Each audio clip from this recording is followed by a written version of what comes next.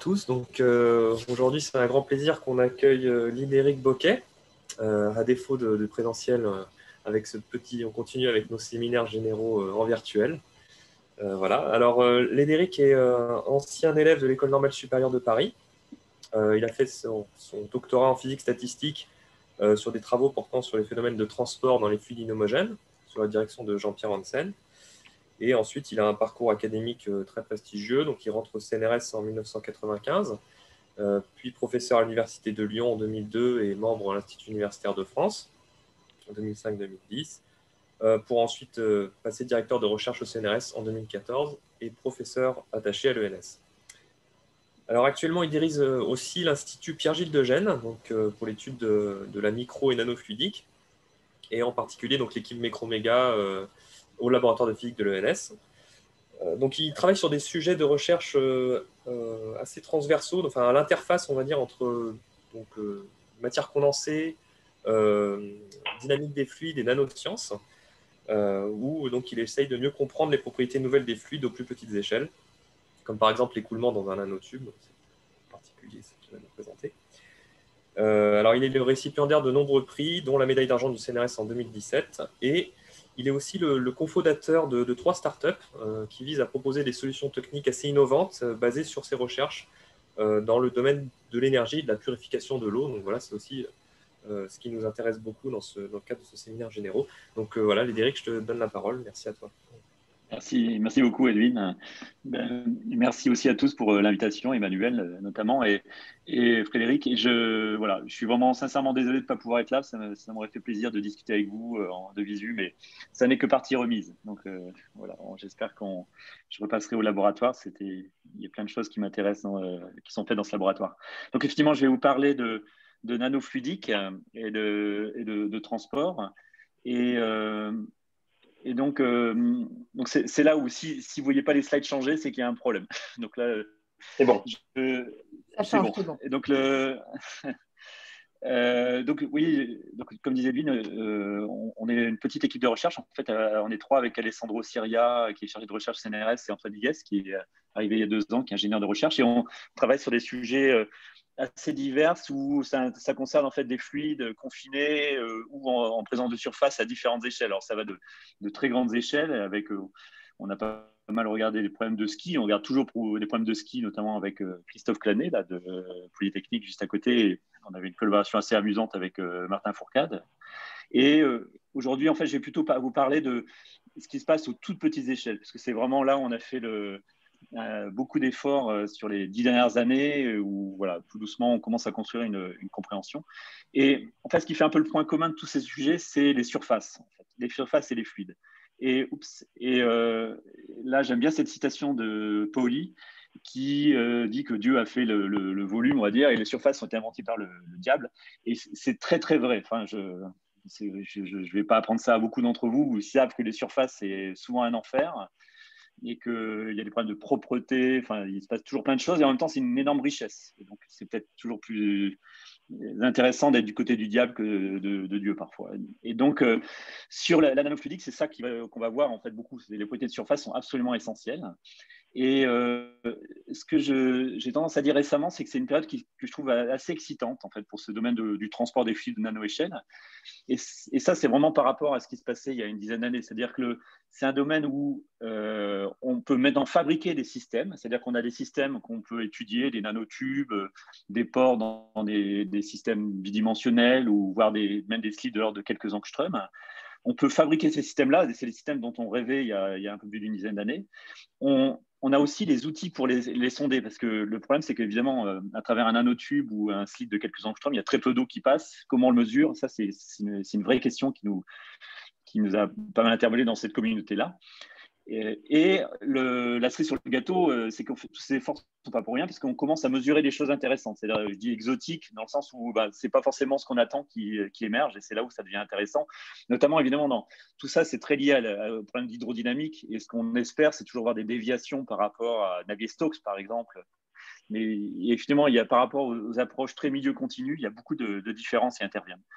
Et donc, c'est pour ça que je dis que c'est une sorte de frontière assez nouvelle. Et quand j'ai essayé de vous montrer à plusieurs moments c'est aussi une frontière assez intéressante qui couple un peu les caractéristiques de la matière condensée molle, c'est-à-dire c'est là où c'est la matière condensée, mais où KT est important, et les aspects plus hard rendant matter, matière condensée plus dure, où entre guillemets H bar est important, et les échelles d'énergie sont un peu différentes. Et vous allez voir qu'il y a des relations entre les deux qui ne sont pas du tout attendues a priori. Alors nous, ça fait une dizaine d'années un peu plus d'une dizaine d'années qu'on a travaillé sur ce sujet-là, notamment avec Alessandro Siria et puis plus récemment avec Antoine. Et en gros, sur ces sujets-là, et je ne vais pas tout décrire dans le séminaire, on a beaucoup étudié le transport ionique et l'énergie bleue. Donc ça, j'y reviendrai à la toute fin du séminaire.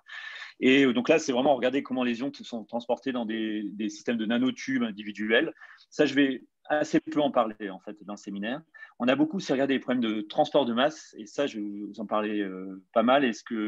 Et aussi récemment, en fait, on essaie de descendre de plus en plus les échelles, aller aux échelles vraiment de l'angstrom. Et ça, c'était notamment, on a fait un certain nombre de travaux récemment avec l'équipe de Geim à Manchester, où là, on peut commencer. Enfin, ils ont fait une énorme avancée pour fabriquer des systèmes à l'échelle de quelques angstroms, et ce qui ouvre vraiment un horizon complètement nouveau, et ça, c'est extrêmement intéressant. Alors, je montre ça parce que ça fait une dizaine d'années qu'on est dessus. C'est pas mal de travail, et parfois assez délicat, mais ce que j'aime à dire, c'est que malgré tous ces efforts-là, on est encore des années-lumière de ce qui se passe dans la nature.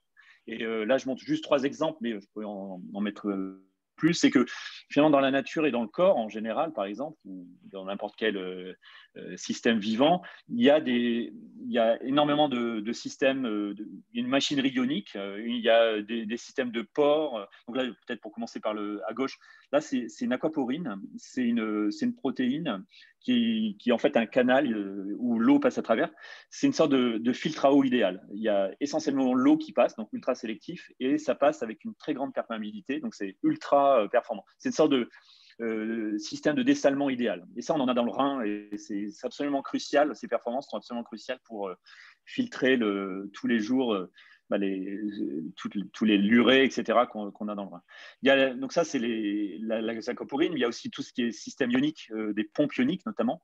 Et ces pompes ioniques, elles interviennent partout, en fait, dans les systèmes, dans les neurones, mais aussi par exemple dans le rein pour faire la filtration de l'urée. C'est des systèmes qui sont intéressants, qui sont actifs.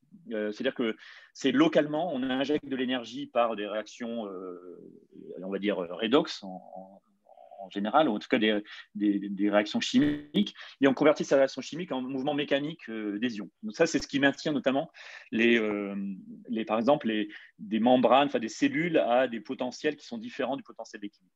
Ensuite, là, je montre un troisième parce que je reviendrai un petit peu après.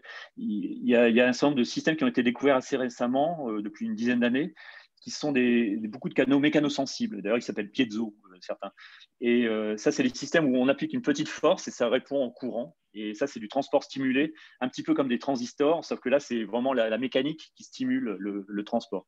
Donc ça c'est 3 exemples, mais il y en a des milliers d'autres, d'une sorte de machinerie où on est encore très, très loin de faire ces systèmes-là, en fait. Et ça, c'est un peu l'objectif de tout le projet qu'on a là, récemment depuis une dizaine d'années. Et moi, je vois ça vraiment comme, je ne sais pas si vous avez vu ce film Apollo 13, mais à un moment donné, ils ont un souci de CO2 dans la capsule.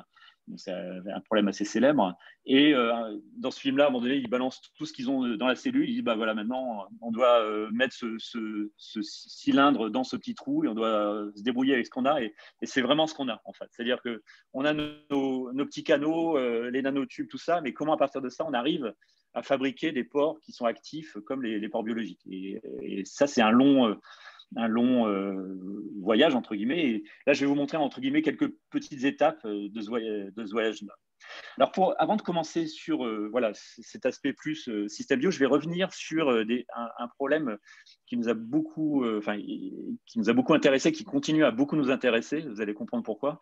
Sur les nanotubes de carbone, en fait, notamment, nanotubes et d'ailleurs système de carbone en général, et le transport nanofluidique dans ces nanotubes de carbone. Et je vais insister un petit peu là-dessus, parce que c'est assez intéressant de voir que dans la littérature, il y a énormément en tout cas, souvent le transport des fluides dans les systèmes de carbone donc nanotubes ou slits de carbone, il se passe toujours des choses assez bizarres.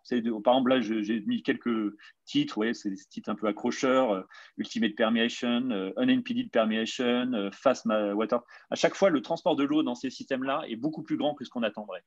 Et donc ça pose la question du frottement de l'eau sur les surfaces de carbone.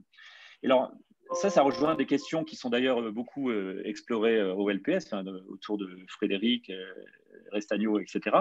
Et où, en fait, ça pose la question… Oups, j'ai perdu mon truc. Ah, désolé, c'est mon keynote qui a sauté. Bon, c'est une péripétie. On va recommencer le partage. On recommence. Écoute, c'est pas grave. Alors, on reprend. Tchac, tchac, tchac. La bonne nouvelle, c'est qu'on enregistre les péripéties, donc c'est bien. Ah bon. Ça fera un souvenir. Voilà, donc normalement, alors j'espère que cette fois-ci ça remarche. Voilà, c'est tout bon. Bon, j'espère que ça marche. Et donc, c'était sur les problèmes de longueur de glissement. C'est-à-dire que la façon dont on caractérise en général le frottement de l'eau ou d'un liquide avec une surface, c'est via une longueur de glissement. Cette longueur de glissement, elle est introduite dans la condition limite qui remplace la condition de limite de non-glissement, qui est une sorte de grand dogme en hydrodynamique. Et plus que la longueur de glissement, qui est une façon de quantifier de façon assez simple, ce qui nous intéresse en général, c'est plutôt le coefficient de frottement. En fait, la longueur de glissement, c'est l'inverse du coefficient de frottement. Donc, c'est ça qu'il faut retenir. Et donc, en gros, une grande longueur de glissement, c'est-à-dire qu'ici… Ah, ben zut alors, j'ai vraiment un souci, je suis désolé. Ça ressaute, je partagerai les miens. Est-ce que tu veux retenter une fois quand même? Je retente une dernière fois, je supprime tout ce qui est… Bon, c'est la première fois que ça m'arrive, mais il y a plein de premières dans ces… Oui, ça c'était bien. Alors, je relance. Soit il y a un truc qui ne lui plaît pas dans ce slide. Donc, ce que je disais, c'est que cette longueur de glissement et surtout le coefficient de frottement permet de quantifier est-ce que le carbone frotte ou frotte pas beaucoup sur la surface. Et ça, donc, juste pour donner des valeurs, je vais rester comme ça pour l'instant, puis je repasserai en plein écran un peu plus loin. En gros, typiquement, ce premier papier là qui s'appelle le Bakagin, il y a déjà maintenant plus d'une dizaine d'années, a montré que le transparent de l'eau à travers une membrane de nanotubes de carbone était jusqu'à 10 puissance 4 fois plus grand. Donc, c'est vraiment des ordres de grandeur plus rapides que ce qu'on attend. Et ça, si on met une longueur de glissement, ou l'inverse, ce serait le coefficient de frottement, c'est des longueurs de glissement de l'ordre de 1 micron, voire plus, alors que tous les efforts qu'on peut faire sur des surfaces autres que le carbone, les longueurs de glissement sont au maximum de l'ordre de la vingtaine, trentaine de nanomètres. Donc, ça veut dire que en fait, le carbone frotte infiniment moins que, en tout cas, ces nanotubes de carbone frottent infiniment moins que ces surfaces classiques. Ce n'est pas tout à fait vrai, ça j'y reviendrai, pour le graphite, où les mesures disent plutôt que le graphite se comporte un peu plutôt à une longueur de glissement autour de 10 nanomètres. Et donc, il y a des choses qui sont assez incompréhensibles dans cet aspect-là. Et donc, c'est pour ça que toutes ces expériences, en fait, au début, ont été motivées par ça. C'est-à-dire que, OK, c'est bien de faire des manips sur des membranes, mais en gros, une membrane, c'est en gros ça. Hein. C'est-à-dire que des milliards et des milliards de nanotubes. Et donc, l'idée, c'était d'aller au nanotube unique. Et ça pose pas mal de questions expérimentales, mais il y a aussi une question qui est vachement intéressante, c'est que évidemment, on sait faire des nanotubes de carbone, on sait aussi faire des nanotubes de bore azote. Et l'énorme intérêt, c'est qu'ils ont la même cristallographie, mais des propriétés électroniques très différentes. C'est-à-dire que le bore azote, comme ça, il est isolant avec un gap de plusieurs électronvolts, alors que le carbone, il est semi-métallique et enfin, quel que soit le teint qu'on lui donne. Et donc, ça permettait d'avoir, en fait, de voir si la nature électronique, la nature électronique peut influencer l'hydrodynamique. Donc, la première question, c'est ça qui nous a pris beaucoup de temps avec notamment Alessandro Siria, il y a déjà une dizaine d'années, donc je vais essayer de repartir sur ça, c'était de fabriquer des systèmes. Et donc ça, c'est des choses qu'on a maintenant de façon beaucoup plus standard qu'à l'époque. L'idée, c'était de faire ça en utilisant la nanomanipulation. Et donc, depuis, le premier système, c'est autour de 2010, ça fait une dizaine d'années. Et depuis, on a vraiment une sorte de petit workshop à l'échelle du laboratoire où on peut prendre des nanotubes, les manipuler, les assembler, coller, couper, faire une sorte de fraisage sur des surfaces. Donc ça, je vous montre juste un film, donc, en espérant qu'il ne va pas tout sauter. Donc, si vous voyez un film, donc ça, c'est un nanotube qui est pris dans une… voilà, ça c'est visualisé sous microscope électronique. Et là, il y a une membrane en face avec un petit trou. Et avec un peu de dextérité, on arrive à mettre le nanotube dans le trou, à enlever ensuite derrière et de coller. Alors, on colle en faisant craquer du carbone en fait, sous le faisceau électronique. Et donc, ça, c'est vraiment de l'assemblage. On peut faire ça pour le nanotube de carbone, pour le bore azote. Et donc, c'est ça qui nous a tout débloqué, en fait, quelque part. Parce qu'une fois qu'on a un nanotube qu'on peut insérer dans une membrane. Cette membrane, on peut la sandwicher entre deux réservoirs, mettre des systèmes ioniques, imposer des différences de voltage, pression. Donc, on peut commencer à faire vraiment pas mal d'études. Et on peut le faire soit sur des membranes, ça, c'est des membranes de SIN. On ne la voit pas ici, c'est une image thème, ou à travers des nanopipettes, ici, quand je montre là. Et donc, là, une fois qu'on a ça, après, justement, c'est la question que je posais tout à l'heure, c'est qu'est-ce qu'on mesure ? Et comment on mesure la perméabilité? Je vous disais, en fait, mesurer des courants ioniques, c'est relativement facile et les gens en physiologie font ça depuis plus d'une 40-50 ans. Il n'y a aucun problème là-dessus. Mesurer la perméabilité, c'est vraiment mesurer la relation entre une pression, j'applique une différence de pression, et je mesure l'écoulement, donc comme on aspire dans une paille.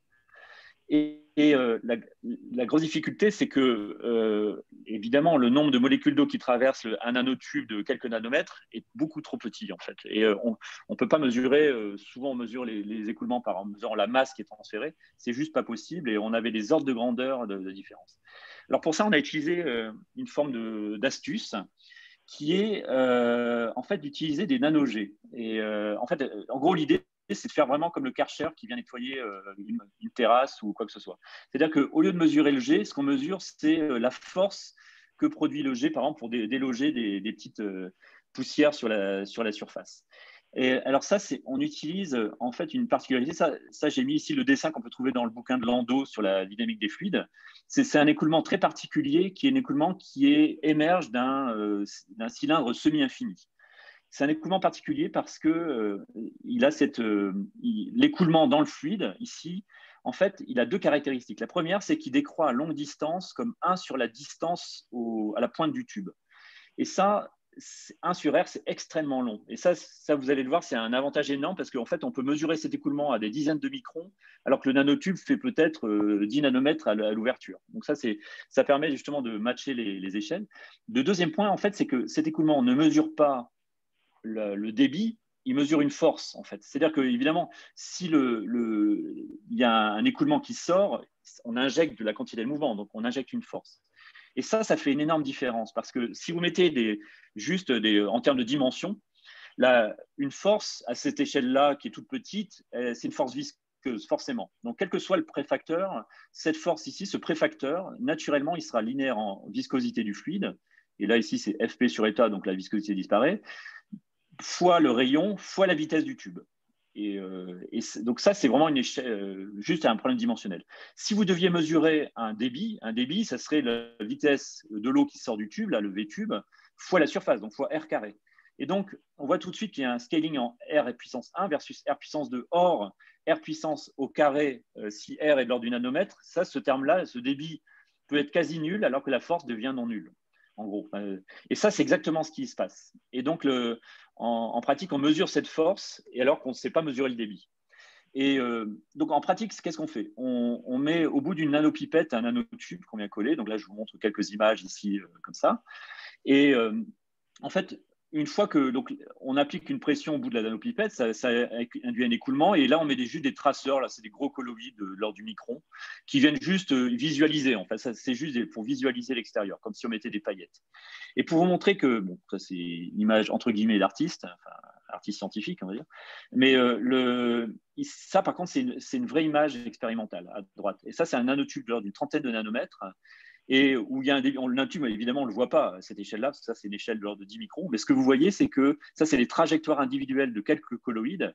Et on voit précisément l'écoulement à la Landau. Et en fait, on voit effectivement l'écoulement même à des échelles de 10 microns, alors que tout ça prend son origine dans un endroit qu'on ne sait pas faire. Donc, ça, c'est vous montrer la faisabilité. Alors, après, par exemple, là, je vous montre un autre exemple expérimental où on voit ça, c'est juste une accumulation de trajectoires de colloïdes, rien de plus.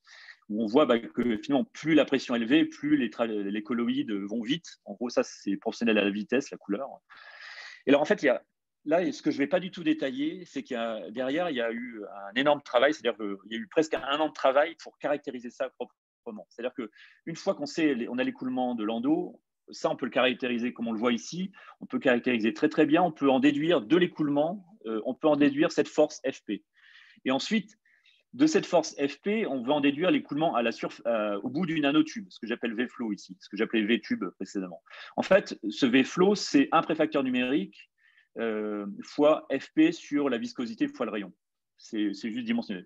En fait, on a passé quasiment 1 an à tout faire des benchmarks expérimentaux et numériques et théoriques pour montrer que ce coefficient, en fait, c'est 1. C'est 0,9 et quelques. Bon, mais au moins, maintenant, on a très bien calibré ça.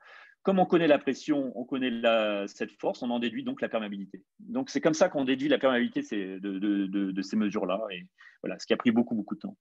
Alors ensuite, bon, voilà, là, j'arrive au résultat principal. En fait. C'est-à-dire qu'une fois qu'on a la perméabilité, on peut faire ça sur différents nanotubes. Alors après, comme je vous dis, là, les nanotubes, on ne peut pas descendre trop bas. En tout cas, ces premières mesures-là, on n'était pas capable de descendre trop bas en rayon. On est descendu à 15 nanomètres, typiquement pour les nanotubes de carbone. Les nanotubes de bore-azote qu'on avait, en fait, ils étaient très monodisperses. Donc, en fait, ils étaient la plupart autour de 30 nanomètres, sauf un qui était à 6 nanomètres, mais sur lequel on n'a rien pu mesurer. Donc, ce que montre cette courbe, donc là, c'est la perméabilité qu'on déduit. Donc, la perméabilité, si vous vous souvenez, c'est ce coefficient qui relie la différence de pression, donc ce qu'on impose, et la vitesse du tube. Donc, c'est vraiment comment ça s'écoule à l'intérieur.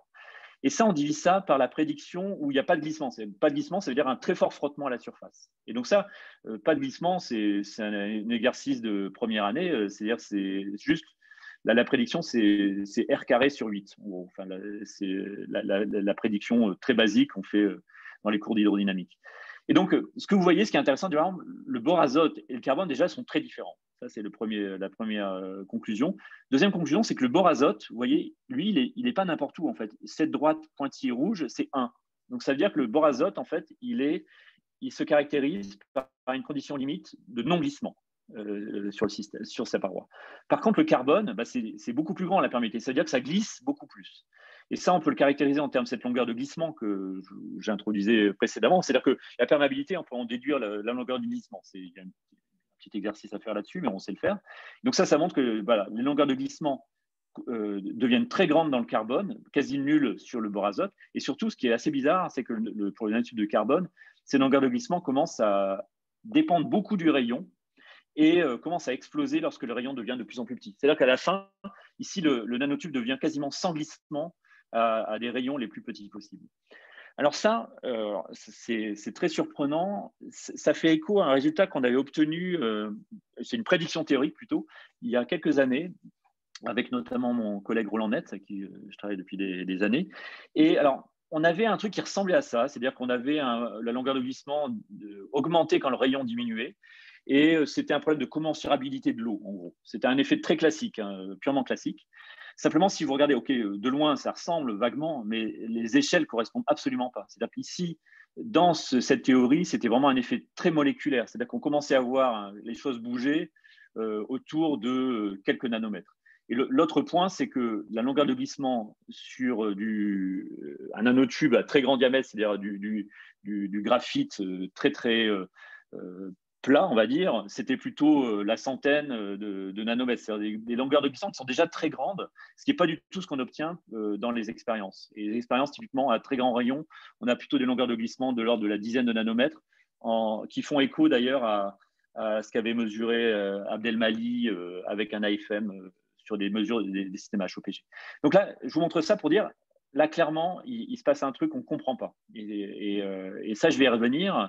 Et donc, ça, si je fais une petite conclusion à ce moment-là, en fait, on commence à se dire, mais tiens, on n'arrive pas à reproduire ces résultats-là par des simulations classiques, on n'arrive pas, ou des arguments classiques. Et donc, on se dit, et en plus, il y a cette énorme différence entre le bore-azote et le carbone qui permet de dire, il y a peut-être la nature électronique qui commence à jouer. Et Et d'ailleurs, en fait, il y a eu quelques simulations ab initio, donc dynamique moléculaire ab initio, qui commencent à retrouver des différences entre le carbone et le bore azote, mais les simulations classiques n'y arrivent pas. Et ça, c'est quasiment pas compris. Et ça, j'y reviendrai à la fin, parce qu'on a fait beaucoup de progrès récemment sur ce sujet-là. Ensuite, là, je reviens un peu sur le. Donc là, c'était pour montrer, ça c'est déjà intéressant, c'est qu'au nano-échelle, il se passe des choses bizarres avec des matériaux particuliers, comme le carbone. Ensuite, il y a la question de comment on va construire tout doucement des systèmes qui font du transport actif, etc. Et ça, évidemment, tout de suite, il faut imaginer faire du transport non linéaire, avoir des non-linéarités. Alors que ce que je vous montrais tout à l'heure, la perméabilité, ça, c'est des coefficients linéaires. Et ça, on se rend compte assez vite qu'il faut descendre en échelle le plus possible. Et typiquement, d'ailleurs, ça a été fait, il y a eu un article, une sorte de perspective, il y a 2 ans, par les collègues américains d'un sorte de réseau américain autour de ces questions-là, qui mettent en évidence qu'en gros, dès qu'on descend en dessous de la dizaine de nanomètres pour les systèmes, il commence à se passer plein de choses bizarres. Des choses sur la thermodynamique, sur les aspects diélectriques, constants diélectriques commencent à devenir évidemment très anisotropes, mais aussi, il y en a une des deux qui se casse la figure. Il y a des aspects non linéaires, comme je vais vous montrer. Donc, en gros, l'idée, c'est de descendre sous le 10 nanomètres. Ce qui est intéressant d'ailleurs, parce que là, je mets 2 échelles. 10 nanomètres, c'est ce qu'ils appellent les single-digit nanopores. Bon, c'est un terme américain pour dire qu'il n'y a plus qu'un seul digit, c'est 9 nanomètres et moins. Et c'est toujours assez fancy. Mais par contre, ce qui est intéressant, c'est que si on voulait vraiment violer, entre guillemets, Navier-Stokes, par exemple, à avoir des effets vraiment moléculaires, il faudrait descendre sous le nanomètre. En gros, Navier-Stokes se casse la figure à 1 nanomètre. Donc, c'est-à-dire qu'il y a des zones ici où, même si les approches continues semblent à peu près marcher, il y a quand même tous ces effets bizarres qui sortent. Donc, c'est vraiment ce domaine-là qui est intéressant. Et donc, sur ces sujets-là, je vais vous parler de… Alors, on a fait des aspects théoriques, on a aussi travaillé sur des aspects expérimentaux. Là, en fait, je vais assez peu vous parler des aspects expérimentaux, je vais les mentionner à la fin, mais pour vous dire qu'effectivement, il y a des choses intéressantes. Mais je vais vous parler des pistes théoriques parce que c'est des pistes qui nous guident un petit peu pour le futur des manips, en fait. Alors, un phénomène que je trouve vraiment fascinant en matière condensée, c'est le blocage de Coulomb. Donc, alors ça, évidemment, c'est assez ancien, mais je trouve ça extrêmement intéressant. Donc là, au LPS, clairement, c'est un des sujets. Je ne vais pas apprendre grand-chose sur le blocage de Coulomb classique, le système électronique, mais en gros, typiquement, on a un îlot quantique avec une source, un drain, et puis un gate. Et en gros, l'idée, c'est qu'on arrive à faire de la conduction électronique individuelle, mais surtout que la conductance peut être modulée en fonction du gate et avec des pics tous les des valeurs discrètes du gate. Donc ça, c'est le blocage de Coulomb avec des systèmes électroniques. Une question qui traînait, c'était de se dire, mais est-ce qu'on pourrait faire la même chose avec les systèmes ioniques? Parce que finalement, on a aussi des charges. On a des charges très confinées. Et donc, pourquoi pas, en fait. Il y a des effets, finalement, le blocage de Coulomb, ça peut être essentiellement un effet de corrélation plutôt qu'un effet purement quantique.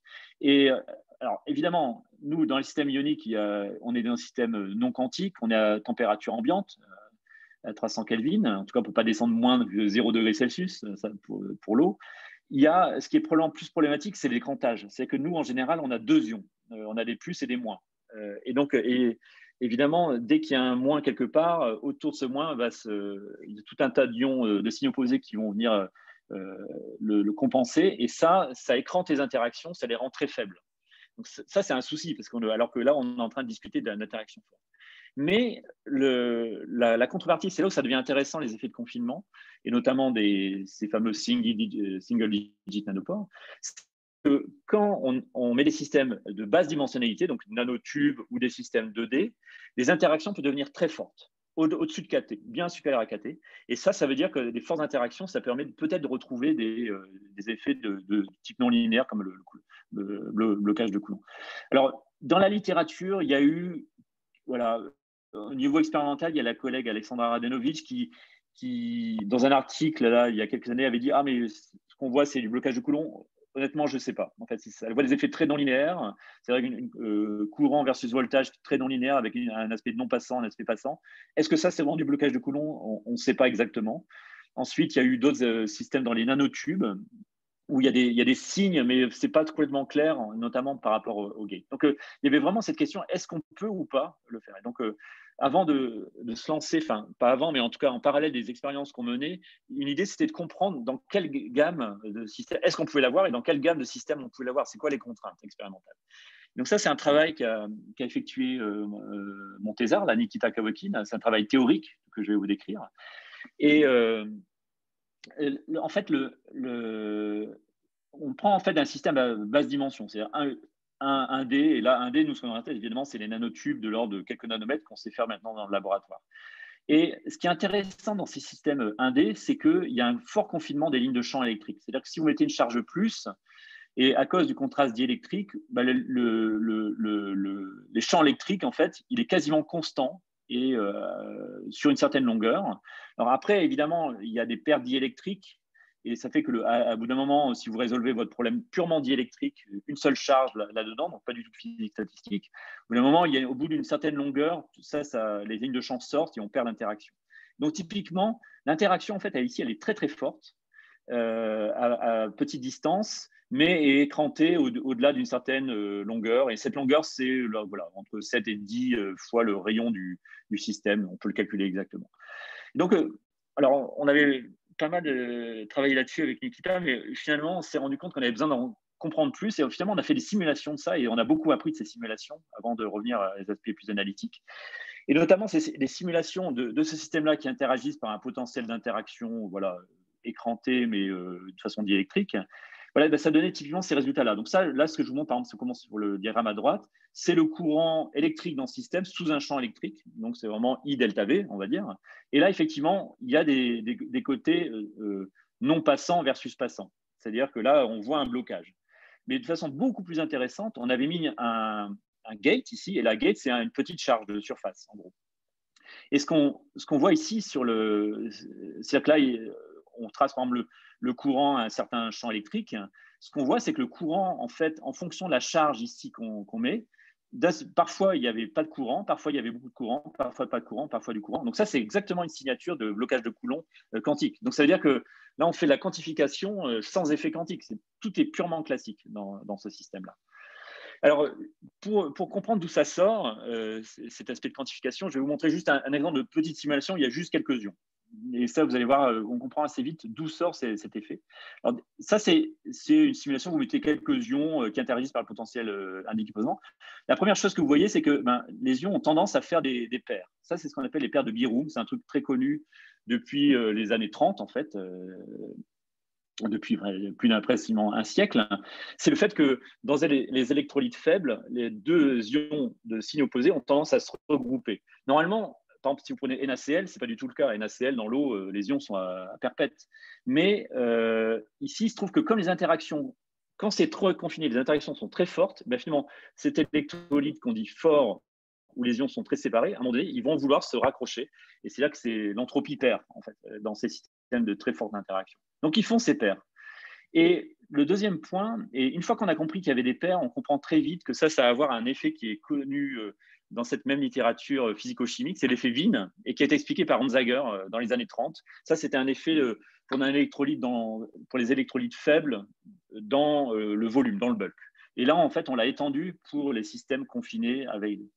En gros, l'idée est très simple. C'est que comme vous avez ces paires qui ont tendance à se former, si vous mettez un nombre quantifié, c'est-à-dire un nombre entier de paires sur la gate, donc là, par exemple, je mets deux charges. En gros, tout le monde a son voisin, tout le monde est content. Donc, en fait, là, c'est un système qui ne va pas conduire parce qu'une paire, si elle se forme, elle est neutre. Vous mettez un champ électrique dessus, ça ne bouge pas. Par contre, si on a une charge fractionnaire, alors une demi-charge ici, ou après vous pouvez jouer avec les ions divalents. En fait, ici, vous voyez que la plupart des paires sont contentes, mais il y en a une qui est à demi accolée avec la gate. Et ça, c'est exactement ce qui se passe ici. Là, on a une charge de gate qui est 1,5. Et vous voyez qu'ici, en fait, le système hésite à savoir est-ce qu'il en met 2, il en met 3, il ne sait pas.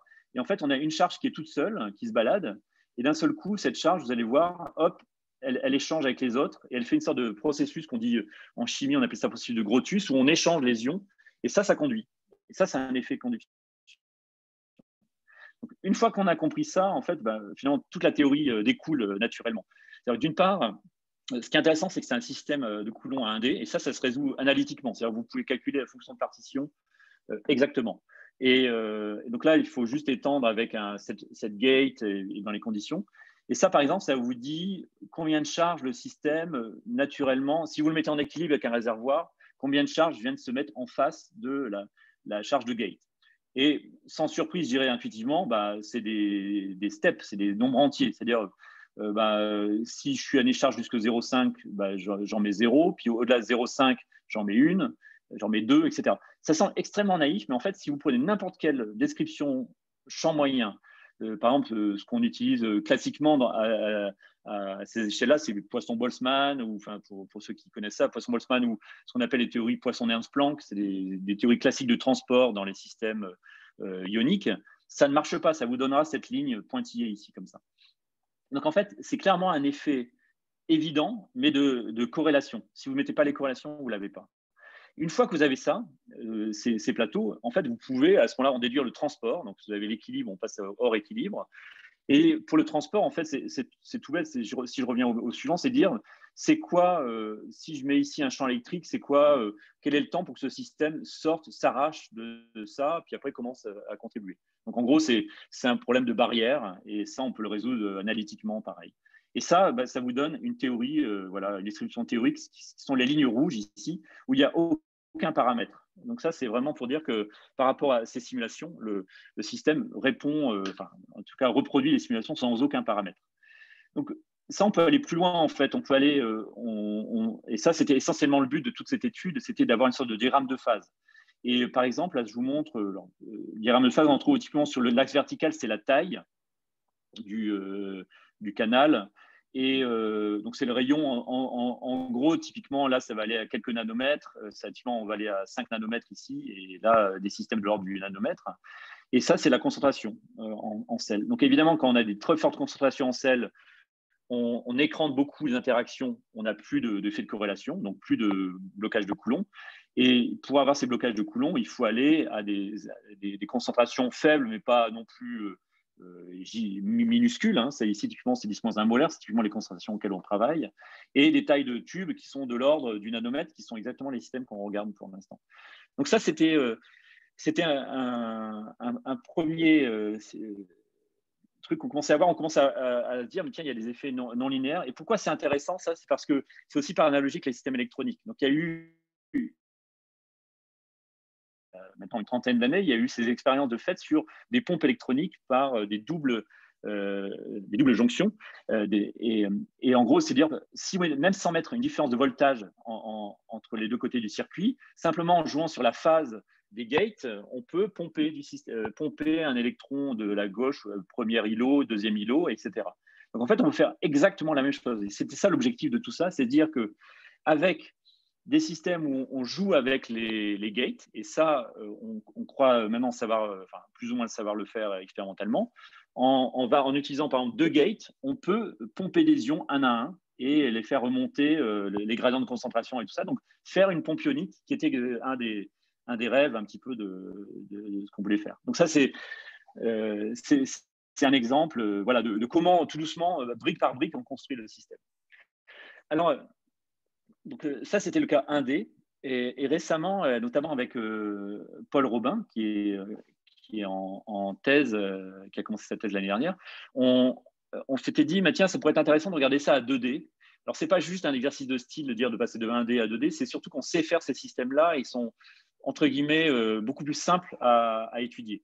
Et ça, par exemple, si je vous montre les systèmes que justement le groupe de Game a développé à Manchester, franchement, c'est un système qui révolutionne un petit peu tout ce domaine parce qu'ils utilisent en gros le graphène comme un espaceur.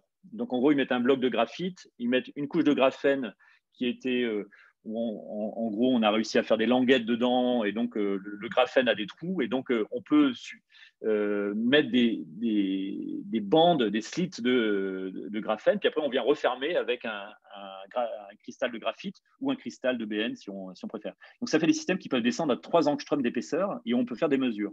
Donc ça, c'est intéressant, c'est vraiment des vrais systèmes 2D.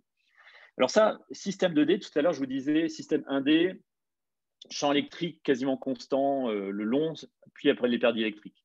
Système 2D, évidemment, 2D, c'est le log, les interactions. Et alors, le log des interactions et un cutoff électrique, diélectrique. C'est-à-dire qu'au bout d'un moment, finalement, la même chose que tout à l'heure, au bout d'une certaine distance, on perd les interactions.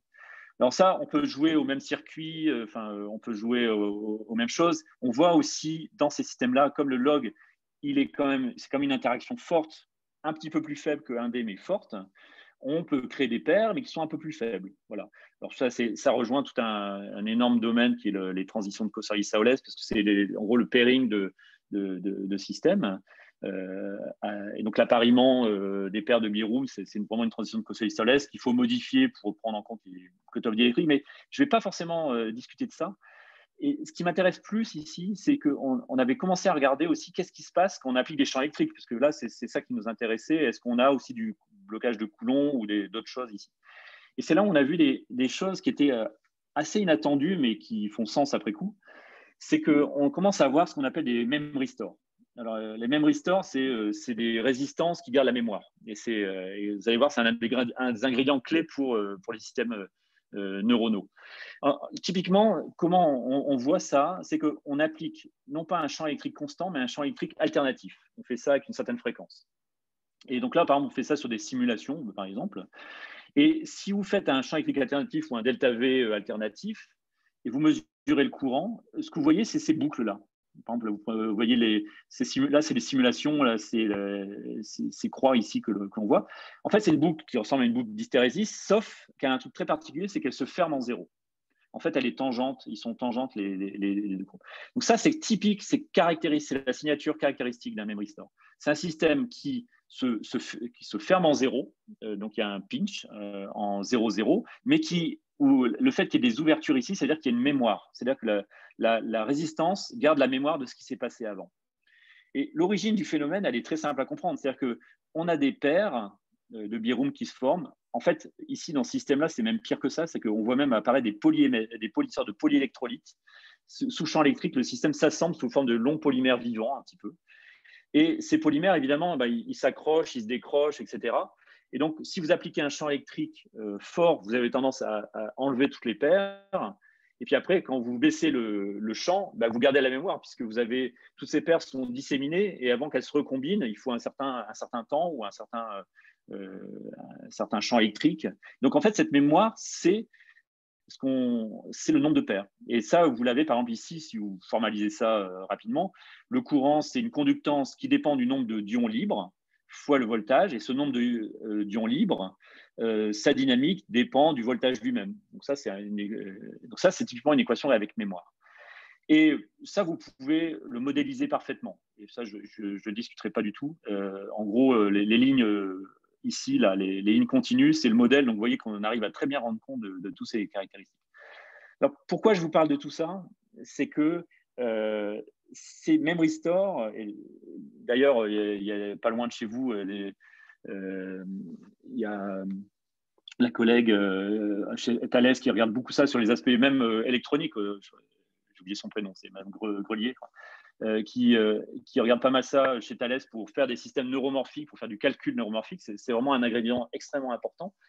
Et pourquoi c'est extrêmement important? C'est que typiquement, par exemple, si vous prenez un modèle très simple de neurones et comment les signaux se transportent dans les neurones, la base de tout ça, et ça c'était décrit par Hodgkin et Huxley, ça a conduit à leur prix Nobel, mais il y a très très longtemps, c'est que à la base, il y a 2 memory stores, en fait, et qui sont conduits à des voltages différents. Donc, si vous mettez 2 memory stores en couplé avec un RC, typiquement, capacité et résistance extérieure, donc un truc très basique, ce système-là est capable de faire des spikes et justement de transmettre des signaux et de commencer à faire du calcul élémentaire. Et donc, c'est ce qu'on a essayé de faire. Alors, pas le calcul élémentaire, mais au moins de faire comme si on avait une sorte de neurone artificiel. Et donc, on a pris 2 de ces systèmes-là. Donc là, c'est nouveau, c'est un système théorique, hein, on fait des simulations.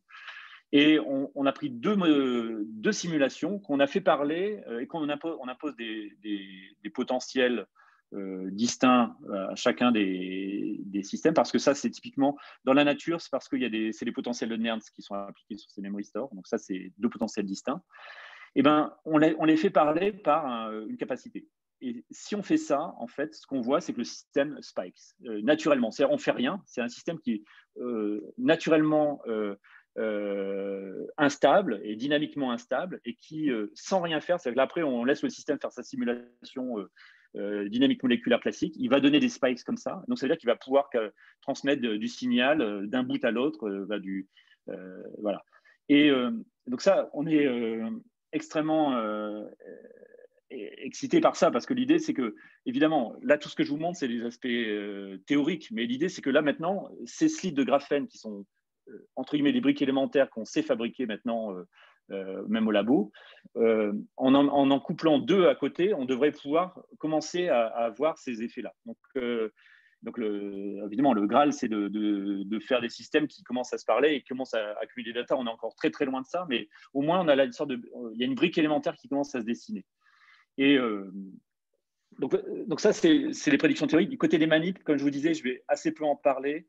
Je vais juste dire qu'on travaille sur deux types de systèmes. Les systèmes 1D, un peu comme je vous ai montré tout à l'heure avec les nanotubes, sauf que maintenant, on sait descendre jusqu'à des nanotubes de l'ordre de 1 à 2 nanomètres de diamètre. Donc ça, c'est là où on commence à avoir des effets vraiment bizarres. Et ces systèmes de slits en collaboration avec le groupe de Geim à Manchester.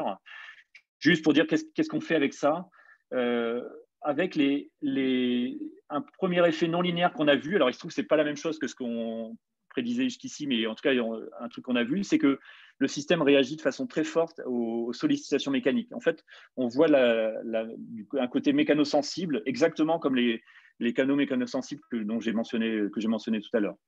Bon, c'est-à-dire qu'en fait, c'est un petit peu comme si la réponse électrique était gatée par la réponse mécanique. Donc, c'est un truc un petit peu bizarre. Et évidemment, on cherche absolument ces memory stores.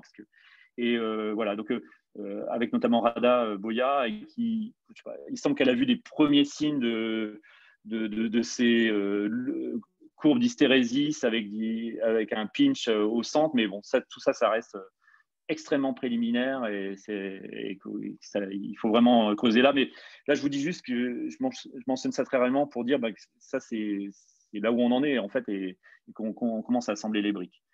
Donc, au-delà de ça, alors,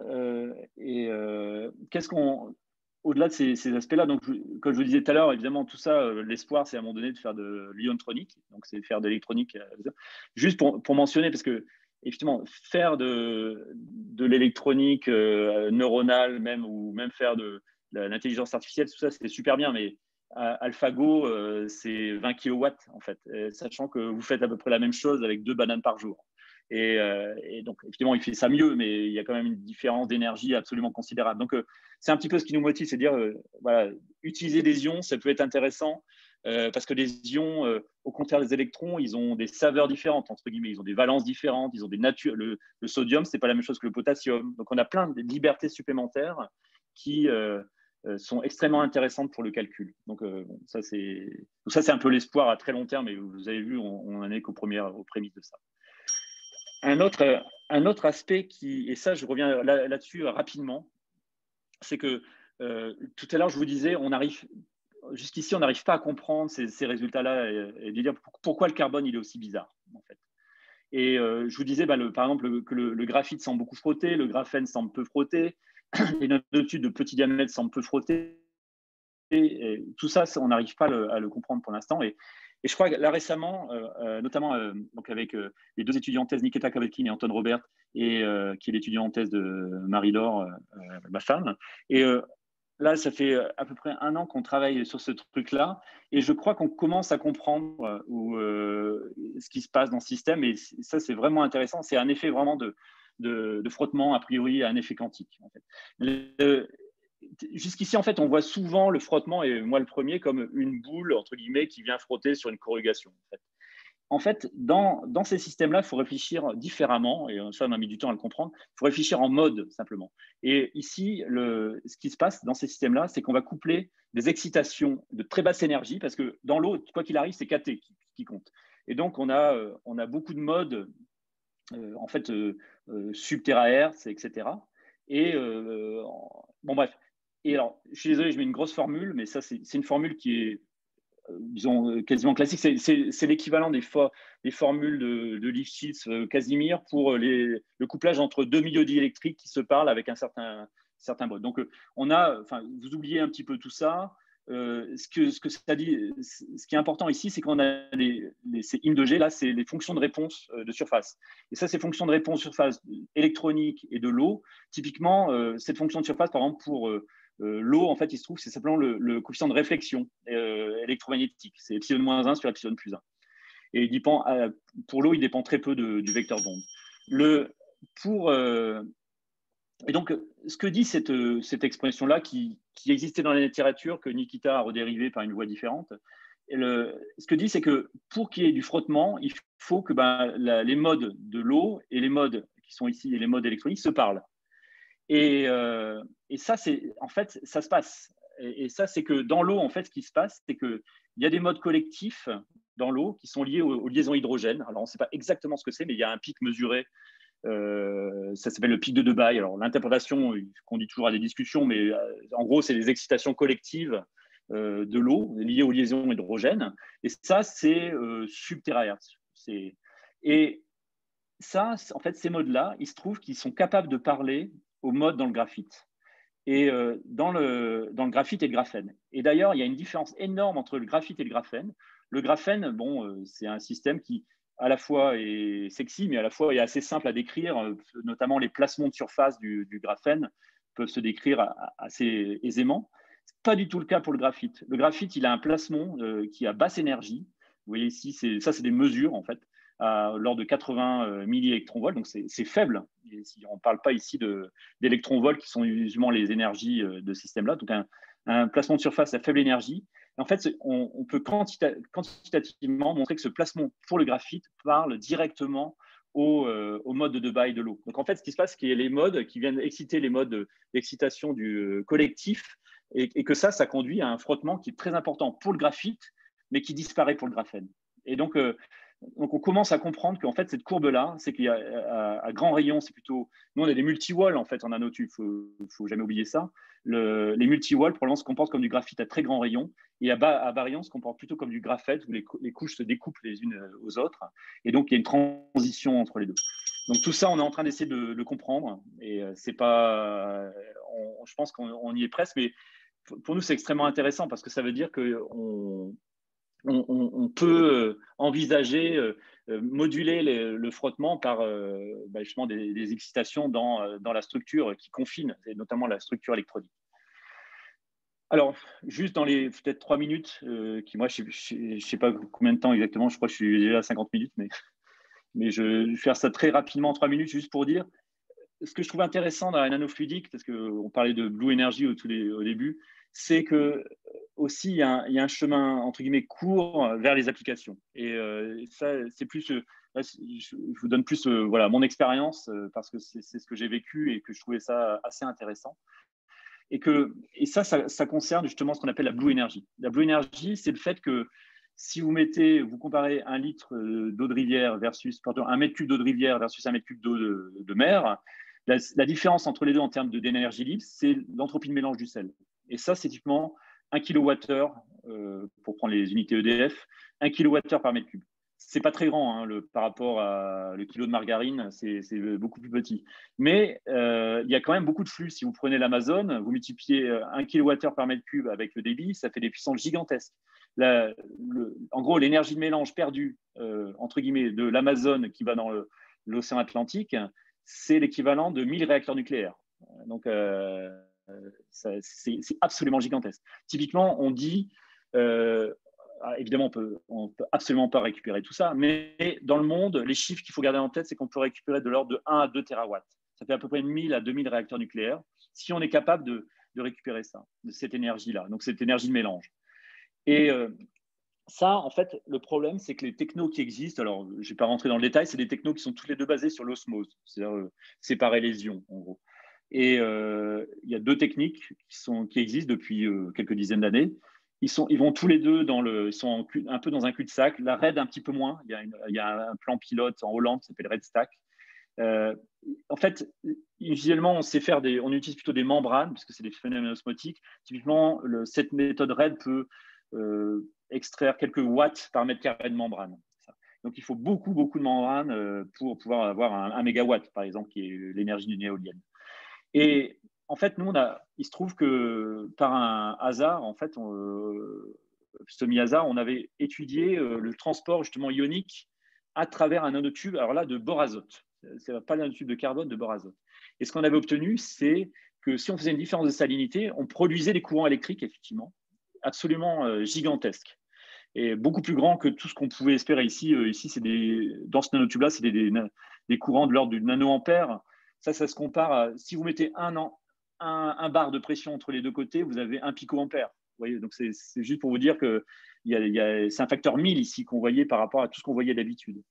Et alors ça, on a pris du temps, on l'a compris, on sait quelle origine est ce courant. C'est là où je vais zapper pour aller directement à la conclusion. Ce courant, en fait, il prend son origine à la surface. Une nouvelle fois, on tombe sur les surfaces. C'est lié au fait que le bore azote, en fait, il a une très grande charge de surface quand il est plongé dans l'eau, ce qui n'est pas du tout évident. Et en plus, il y a un phénomène qu'on appelle diffusiosmose, c'est une sorte d'osmose de surface, et qui permet d'extraire, de générer ce courant à partir d'une pression osmotique de surface. Donc, je vais pas discuter l'origine de ça. Voilà. Ce que je veux juste dire, c'est que finalement, avec ça, avec une différence de salinité, on a un générateur de courant, en fait. Et donc, ce générateur de courant, si vous faites débiter, vous avez une puissance. Et donc, si vous en mettez plein en parallèle, et voilà, ça donne des puissances qui sont de l'ordre de 10, 100, 1000 kilowatts par mètre carré. Donc, ça peut aller jusqu'à des puissances absolument gigantesques si on arrive à faire le scale-up de cette histoire. Et c'est beaucoup, beaucoup plus grand que les autres méthodes que j'ai indiquées tout à l'heure, Techno, RED, Pro, etc. Alors, c'est là où je vais faire une longue histoire très courte parce que, alors, évidemment, on peut dire ça. Enfin, nous, c'est ce qu'on a écrit évidemment dans l'intro de notre article en disant bah, voilà, maintenant, il suffit de faire ça.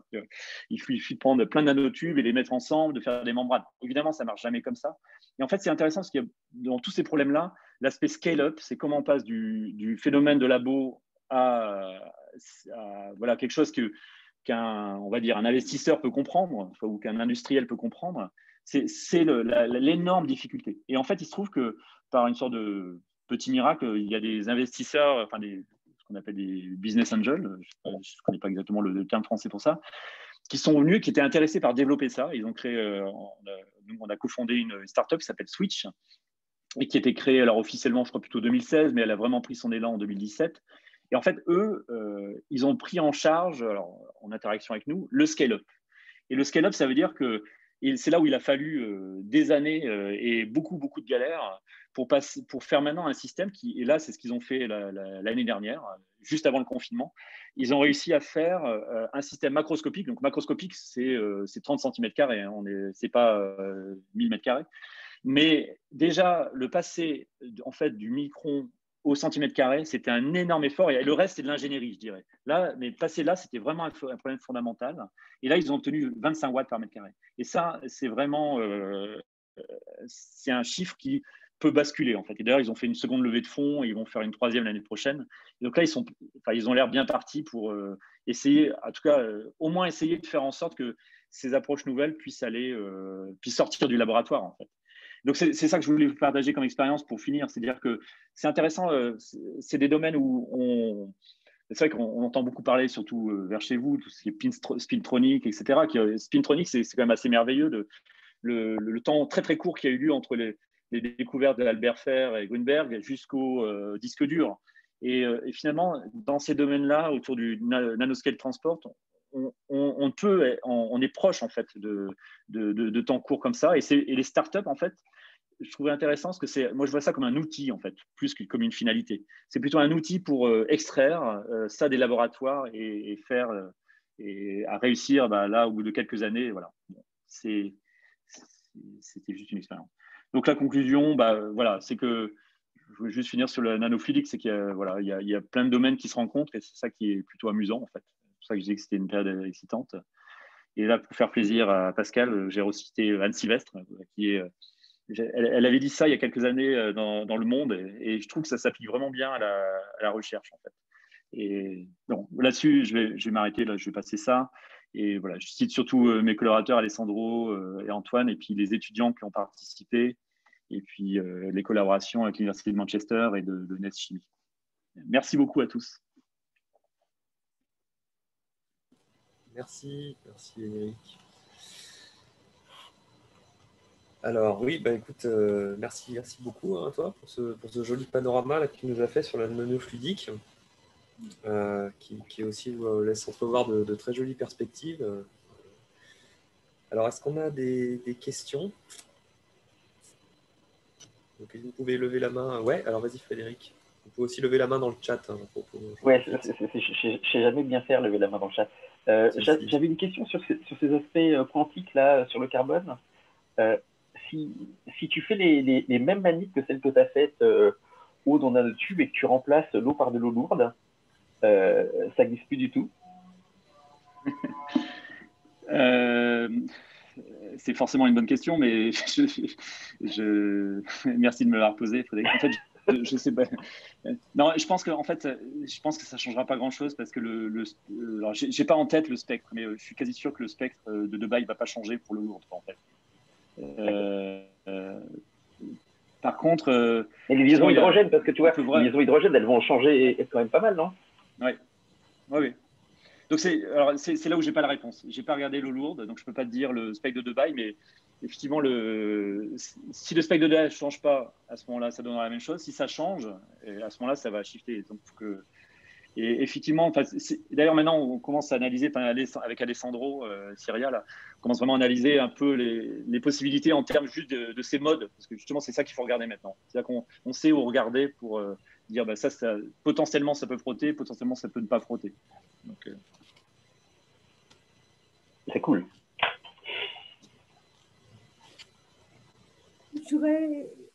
J'ai reçu une question, je n'ai pas trouvé où lever la main sur ce jeu. Vas-y, Pascal. Vas-y. Merci. C'est à propos de justement ce que vous regardez en ce moment sur le couplage entre le pic de Debye, les hydrogènes et les modes de placement. Est-ce que vous en êtes au stade du quantitatif pour fitter les courbes expérimentales sur les nanotubes de carbone ou vous en êtes encore plutôt au qualitatif? Alors, je dirais c'est semi-quantitatif, dans le sens où le point clé, le quantitatif a toujours été crucial dans ce projet-là, parce que finalement, en friction électronique, obtenir pas grand-chose comme frottement, c'est assez facile, puisque a priori, la masse de l'électron est très faible, donc il y a peu de chances que la friction électronique puisse contribuer de façon quantitative. Par contre, en fait, je pense la plus grosse, ce qui nous a le plus intéressé dans ce projet-là, c'est que le graphite, quantitativement, c'est-à-dire que les valeurs qui sortent de coefficient de frottement sont consistants avec les manips qui sont faites sur le graphite. Et ça, finalement, c'est ça qui est probablement le plus étonnant là-dedans. Après que le graphène tout seul, il frotte très peu.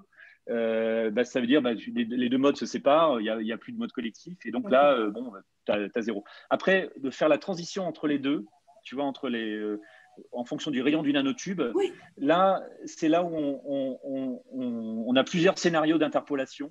Mais en fait, ce qui nous manque là-dedans, c'est essentiellement des prédictions théoriques du côté matière condensée. C'est-à-dire, tu vois, ce placement de surface dans le carbone, dans le graphite, qui a basse énergie, il est, à notre connaissance, il est très mal expliqué. Et alors là, je pense qu'on commence à comprendre d'où il sort. Et donc, il nous manque en fait des ingrédients de la théorie côté matière condensée. Alors, il y a plein d'effets qui peuvent se conjuguer. Tu vois, typiquement, dans les nanotubes, effectivement, il y a le tilt entre les nanotubes, c'est multi-wall qui va découpler les couches de graphite. Et là, évidemment, tout de suite, le frottement va se casser la figure. Et plus le rayon est petit, plus ce tilt va devenir important. Il y a aussi le fait que les couches se séparent les unes des autres quand tu arrives au tout petit rayon. donc ça, c'était mesuré il y a très longtemps par Dressalaus et Tal. Et ça, pareil, c'est pareil. Ça veut dire que dans les tout petits nanotubes, la couche qui est en contact avec l'eau sera plutôt style graphène que graphite. Et tu vois, tout ça, on a un certain nombre d'ingrédients. On sait à peu près interpoler. Cette partie-là est plus. C'est ça qu'on essaie de mettre un peu quantitatif là. Voilà.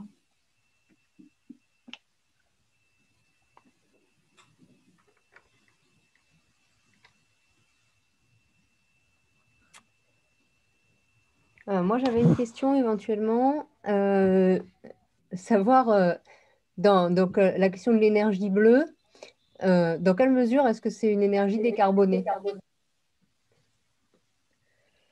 Alors, en fait, à la base, c'est essentiellement l'énergie solaire. En fait, parce que à la base, c'est le cycle de l'eau, tu vois. C'est-à-dire que c'est le fait que le soleil fasse évaporer, fait les nuages et ça retombe sous forme de rivière. Donc, ensuite, est-ce que c'est une énergie décarbonée? Je dirais oui, tu vois, parce que éventuellement, tu peux avoir dans les membranes du carbone, mais c'est des quantités vraiment minimes.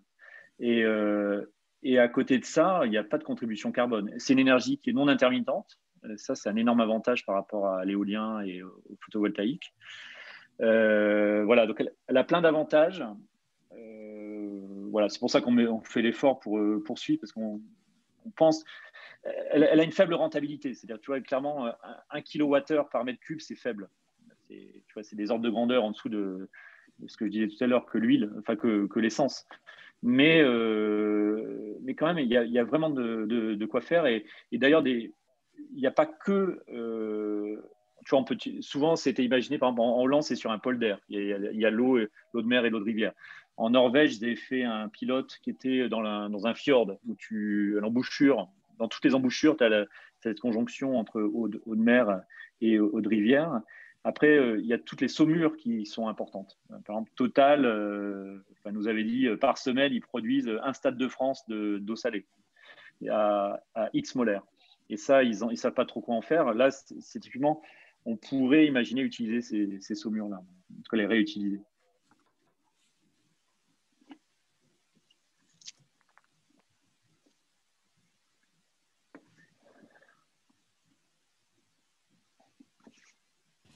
Moi aussi, j'ai peut-être une question peut-être un peu rapide pour reprendre la question de Frédéric. Sur les histoires des pompes ioniques, est-ce qu'on peut envisager de faire passer des objets plus gros? Je pense par exemple à des protéines ou des choses comme ça. Est-ce que c'est envisageable ou... C'est une bonne question. Il n'y a pas de problème de masse, je veux dire, ça joue pas tellement dans le... Donc, tout de suite, tu vas réduire effectivement les coefficients de diffusion, tout ça, les temps de passage, mais je pense que ça serait possible. Enfin, en tout cas, sur le papier, ça serait possible. Après, tu vois, expérimentalement d'ailleurs, c'est là où il y a pas mal de difficultés, c'est de faire. La grosse difficulté, c'est de faire le gating, en fait. Et donc, faire que par exemple, ta protéine ou les ions soient sensibles à un gate extérieur. Faire des gatings en physico-chimie, c'est très compliqué. Après, il y a des pistes, par exemple, sur les systèmes de graphène classiques, il y a du gating et des liquides ioniques qui sont mis à marcher. Donc, c'est vers ça que je pense qu'on pourrait aller. Pour tes protéines, il faudrait pouvoir faire le gating. Tu vois, et ça je ne sais pas. Je n'ai pas trop réfléchi à ça. Mais pourquoi pas?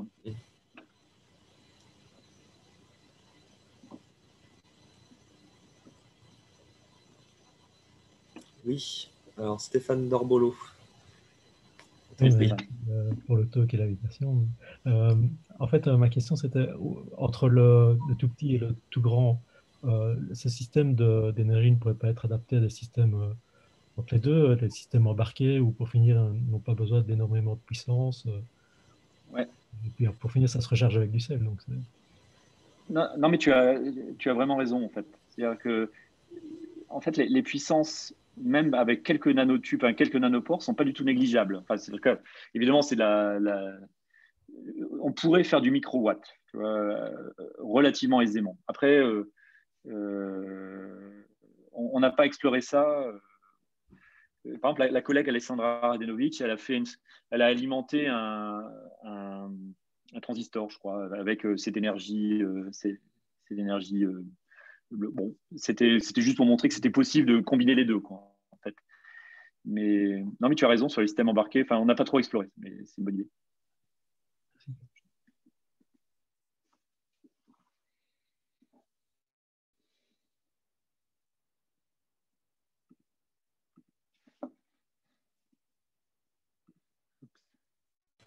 Est-ce qu'il y a d'autres questions sur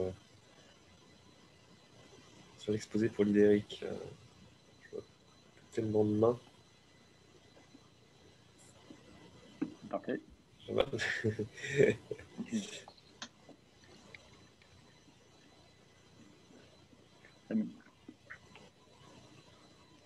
Bon, en tout cas, merci. Ouais. Merci beaucoup. Ah oui, merci. Écoute, je vois plus très bien de questions. Donc, de toute façon, on a largement dépassé le temps, donc c'est très bien. Donc, Désolé, merci. ouais. Non, il n'y a pas de souci, c'était bien. Merci beaucoup à toi pour cet exposé. Et puis, pour les autres, j'espère qu'on se retrouvera donc, le mois prochain pour des problèmes de Stradivarius, je crois. Voilà. Merci beaucoup à tous. Salut. Merci, au revoir. Au revoir. Et au revoir.